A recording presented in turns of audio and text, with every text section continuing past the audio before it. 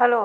मैं डॉक्टर चंद्रकला, सह आचार्य समाजशास्त्र, राजकीय महाविद्यालय बयाना में समाजशास्त्र के बीए पार्ट फर्स्ट के सभी विद्यार्थियों का पेपर फर्स्ट में पुनः स्वागत करती हूँ।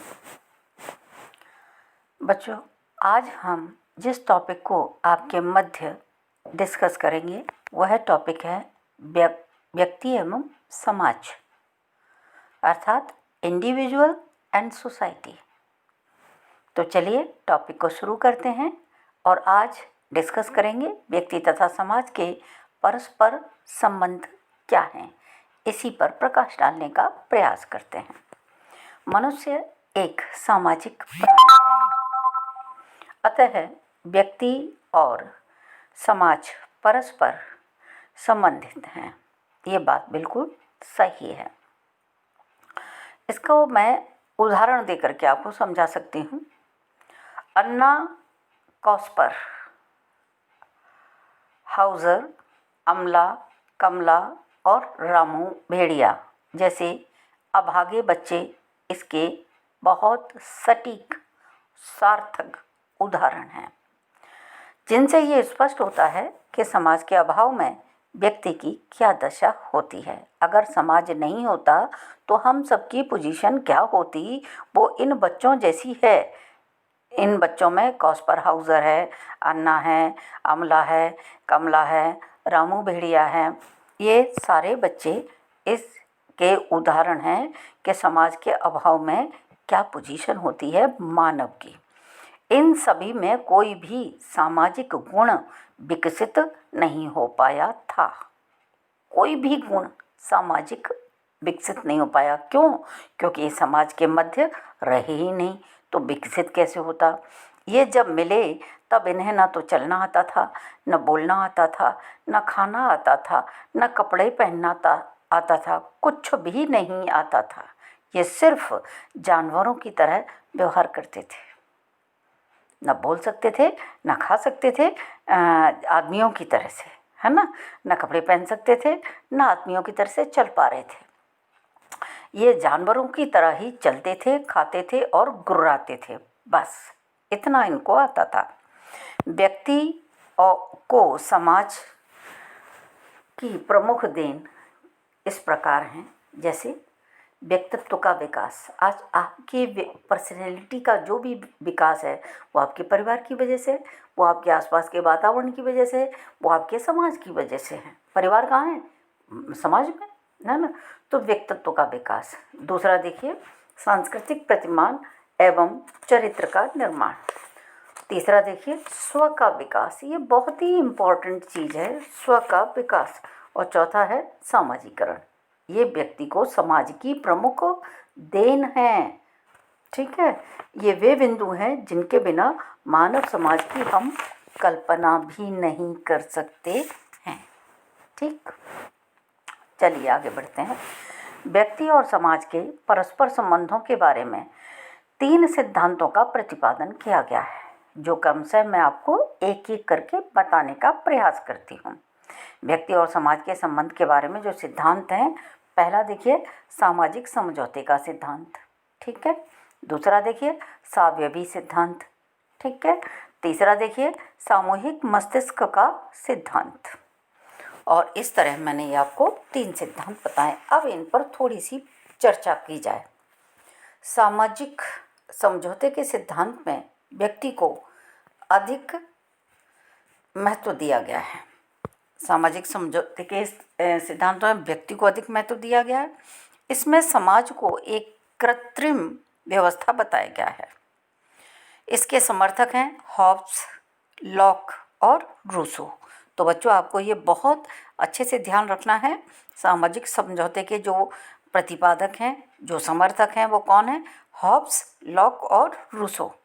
इनका मानना है कि व्यक्ति का पूर्ण महत्व है और समाज गौण है।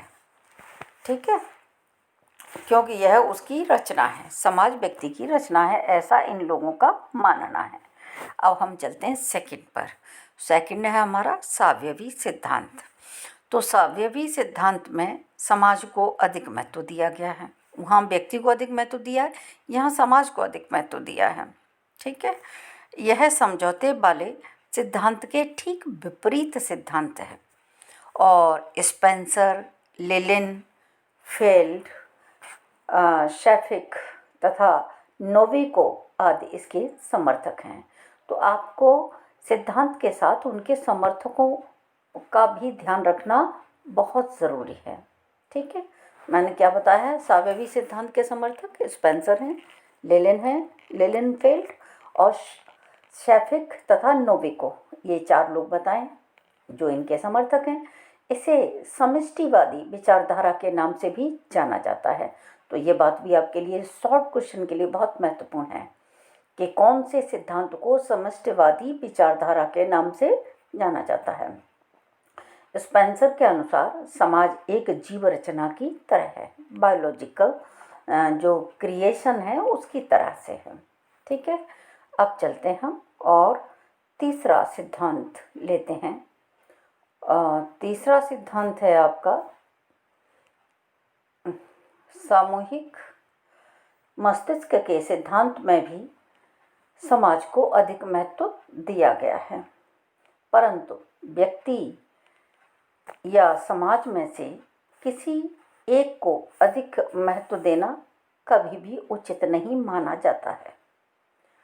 न तो व्यक्ति बहुत अधिक महत्वपूर्ण है, ना ही बहुत समाज महत्वपूर्ण है। कहा जाए तो ये दोनों ही महत्वपूर्ण हैं और एक दूसरे के पूरक हैं।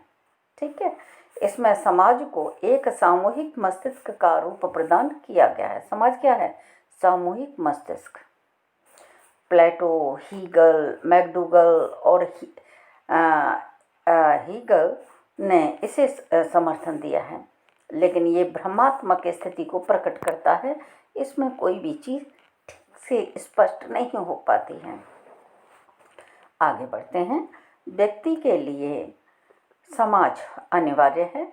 बिना समाज के व्यक्ति का अस्तित्व मनुष्य के रूप में तो कम से कम संभव नहीं है। ये बात बिल्कुल सत्य है कि व्यक्ति के लिए समाज अनिवार्य है। बिना समाज के व्यक्ति का अस्तित्व मनुष्य के लिए तो कम से कम संभव नहीं है। व्यक्ति की समाज पर निर्भरता को प्रमुख 3 आधारों पर आप स्पष्ट रूप से देख सकते हैं। वो 3 आधार मैं आपके सामने डिस्कस करती हूँ।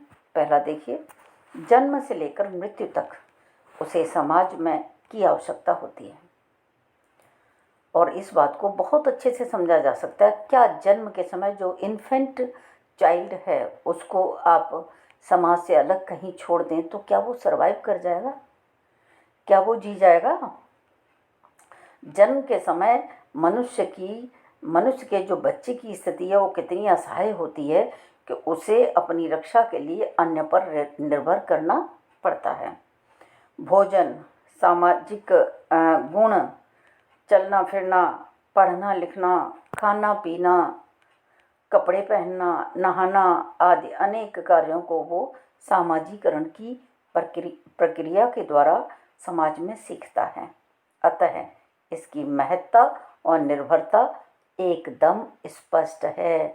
अगर समाज नहीं होगा तो ये सारी चीज़ें मनुष्य नहीं सीख सकता। ठीक है, अब दूसरा देखते हैं।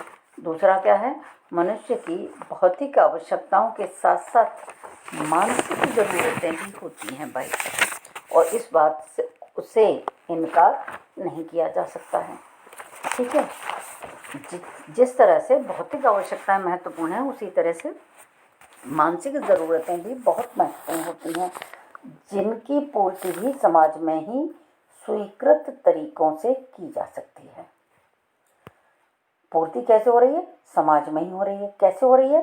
स्वीकृत मान्यताओं के द्वारा हो रही है जो उसे मनुष्य बनाती हैं। अन्यथा मनुष्य में और जानवर में कोई फर्क नहीं रहेगा। मानसिक विकास भी सामाजिक धरातल पर ही संभव है। सामाजिक धरातल नहीं होगा तो मानसिक विकास नहीं हो सकता। मस्तिष्क का विकास हो ही नहीं पाता। जानवरों में कितना मस्तिष्क विकसित होता है, मनुष्य से ज़्यादा शक्तिशाली दिमाग किसी के पास नहीं है। मैकडूगल का कहना है, शिशु रक्षा, आत्म प्रदर्शन, विनम्रता और मूल चरित्र की मूल प्रवृत्तियों का व्यक्ति के सामाजिक होने में विशेष योगदान रहता है।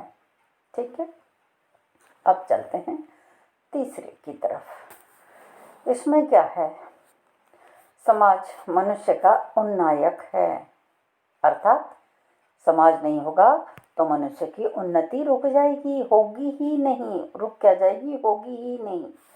समस्त प्राणी जगत में मनुष्य ही सर्वाधिक बुद्धिमान प्राणी माना जाता है। मैंने अभी आपको क्या बताया, समस्त प्राणी जगत में मनुष्य यानी मानव सर्वाधिक बुद्धिमान प्राणी माना जाता है। विकसित मस्तिष्क होने के कारण वह केवल पशु पक्षियों की तरह जीवन व्यतीत नहीं करना चाहता है। क्यों? क्योंकि उसका मस्तिष्क विकसित है, वो पशु पक्षियों की तरह जीना नहीं चाहता है। यही कारण है कि वह केवल वर्तमान अवस्था तक पहुंच सका है, अन्यथा और कोई जंतु, कोई भी प्राणी नहीं पहुंच पाया है। यह उन्नति व्यक्ति विशेष के प्रयास का ही परिणाम नहीं है, वरन समस्त समाज का योगदान है। आदमी अकेला अपनी उन्नति नहीं कर सकता। जब तक समाज उसको पर्यावरण प्रस्तुत नहीं करेगा, प्रोवाइड नहीं करेगा, तब तक वो अपनी उन्नति नहीं कर सकता। इसलिए व्यक्ति के बुद्धिमत्ता के साथ साथ समाज के योगदान को आप नहीं भुला सकते हैं। यह संगठन का परिणाम है। अब यह उल्लेख करना बहुत ज़रूरी है, आवश्यक भी हो जाता है कि केवल व्यक्ति की ही समाज पर निर्भरता है, यही महत्वपूर्ण नहीं है, वरन समाज भी व्यक्तियों पर निर्भर करता है। अगर व्यक्ति नहीं होंगे तो समाज कैसे बनेगा, है ना। समाज भी व्यक्तियों पर निर्भर करता है। समाज की सत्ता व्यक्तियों से पूर्णतया अलग नहीं है। समाज भी व्यक्तियों पर निर्भर है।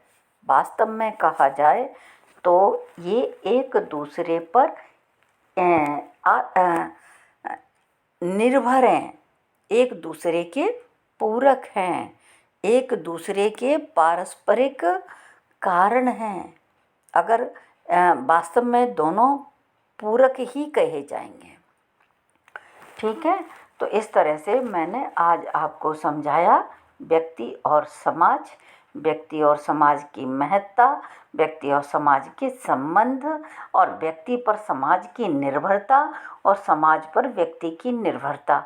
ये सारी चीज़ें आज मैंने आपको स्पष्ट करने का प्रयास किया है।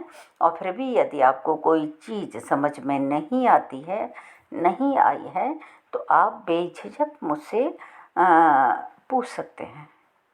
और मीडिया मैंने आपको बता ही दिया है। आप चाहें मुझे मोबाइल पर कॉल कर लें, चाहें तो मेल पर डाल दें, और चाहें तो व्हाट्सएप ग्रुप पर अपनी प्रॉब्लम शेयर कर लें। ठीक है, थैंक यू वेरी मच।